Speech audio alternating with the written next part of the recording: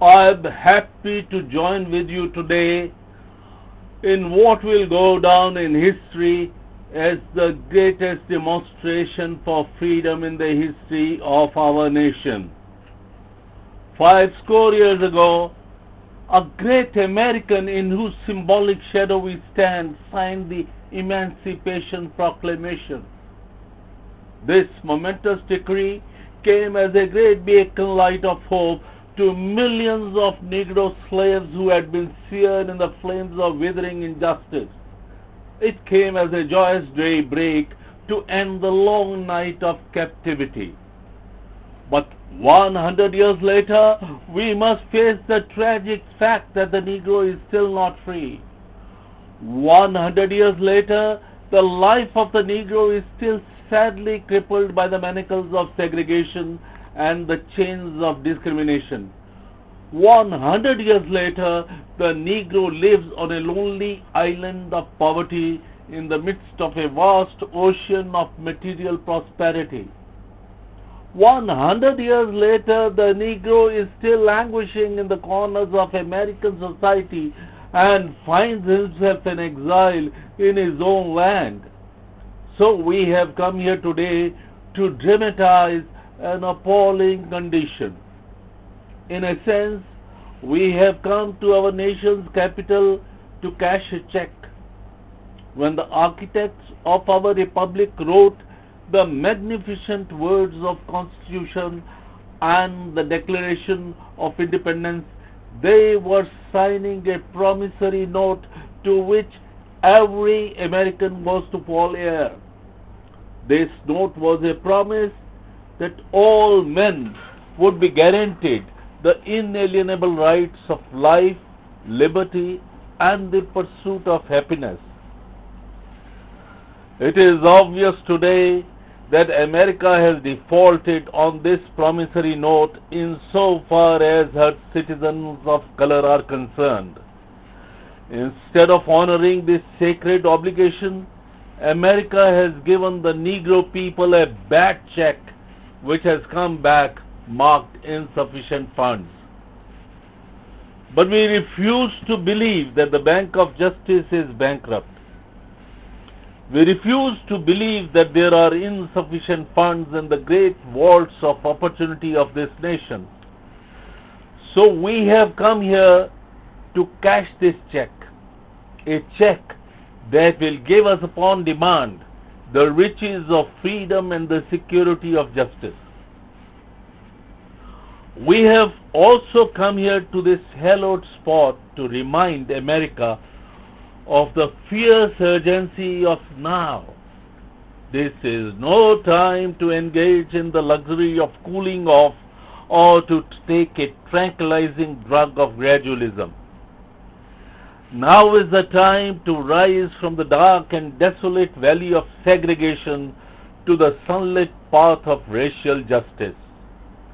Now is the time to open the doors of opportunity to all of God's children. Now is the time to lift our nation from the quicksands of racial injustice to the solid rock of brotherhood. It would be fatal for the nation to overlook the urgency of the moment and to underestimate the determination of the Negro. This sweltering summer of the Negro's legitimate discontent will not pass until there is an invigorating autumn of freedom and equality. 1963 is not an end, but a beginning. Those who hope that the Negro needed to blow off steam and will now be content will have a rude awakening if the nation returns to business as usual. There will be neither rest nor tranquility in America until the Negro is granted his citizenship rights. The whirlwinds of revolt will continue to shake the foundations of our nation until the bright day of justice emerges. But there is one thing, something that I must tell my people who stand in the warm threshold which leads into the palace of justice.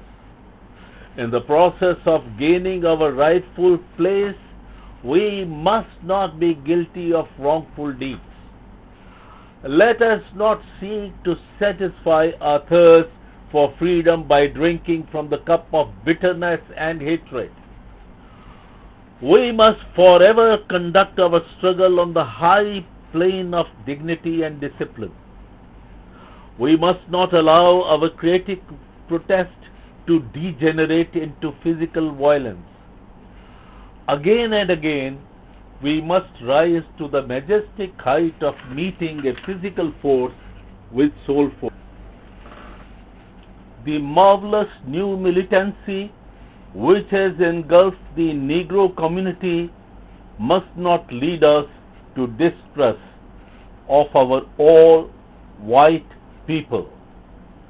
For many of our white brothers, as evidenced by their presence here today, have come to realize that their destiny is tied up with our destiny, and their freedom is inextricably bound to our freedom. We cannot walk alone. And as we walk, we must make the pledge that we shall march ahead. We cannot turn back. There are those who are asking the devotees of civil rights, when will you be satisfied? We can never be satisfied as long as our bodies, heavy with fatigue of travel, cannot gain lodging in the motels of the highways and the hotels of the cities. We cannot be satisfied as long as the Negro's basic mobility is from a smaller ghetto to a larger one. We can never be satisfied as long as a Negro in Mississippi cannot vote and a Negro in New York believes he has nothing for which to vote. No, no, no. We are not satisfied, and we will not be satisfied until justice rolls down like waters and righteousness like a mighty stream. I am not unmindful that some of you have come here out of great trials and tribulations. Some of you have come fresh from narrow cells. Some of you have come from areas where your quest for freedom left you battered by the storms of persecution and staggered by the winds of police brutality. You have been the veterans of creative suffering. Continue to work with the faith that unearned suffering is redemptive. Go back to Mississippi. Go back to Alabama. Go back to Georgia. Go back to Louisiana. Go back to the slums and ghettos of our northern cities, knowing that somehow this situation can and will be changed. Let us not wallow in the valley of despair. I say to you today, my friends, that in spite of difficulties and frustration of the moment, I still have a dream. It's a dream deeply rooted in the American dream. I have a dream that one day this nation will rise up and live out the true meaning of its creed. We hold these truths to be self-evident, that all men are created equal. I have a dream that one day on the red hills of Georgia, the sons of former slaves and the sons of former slave owners will be able to sit down together at a table of brotherhood. I have a dream that one day even the state of Mississippi, a desert state, sweltering with the heat of injustice and oppression, will be transformed into an oasis of freedom and justice. I have a dream that my 4 children will one day live in a nation where they will not be judged by the color of their skin, but by the content of their character. I have a dream today.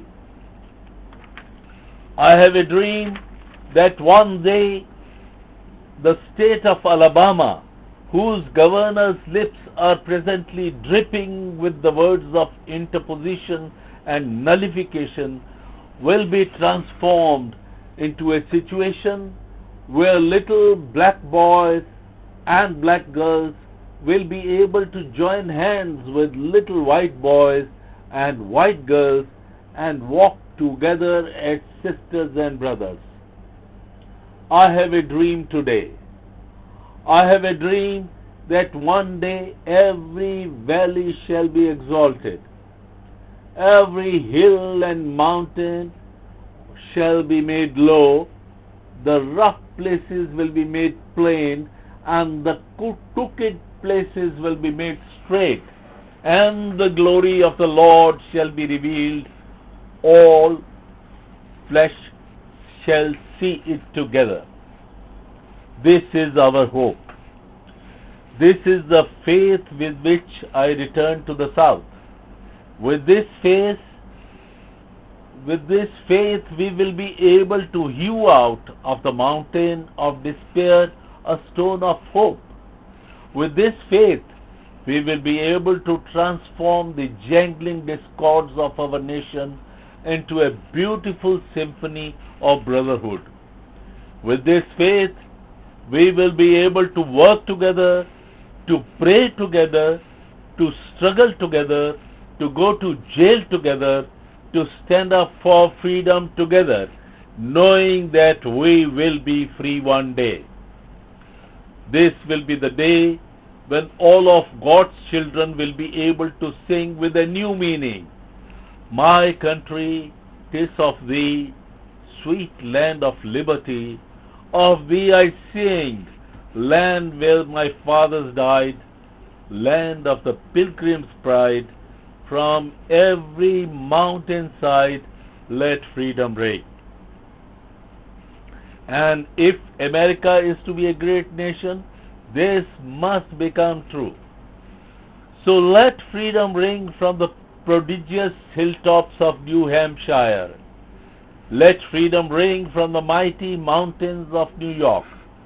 Let freedom ring from the heightening Alleghenies of Pennsylvania.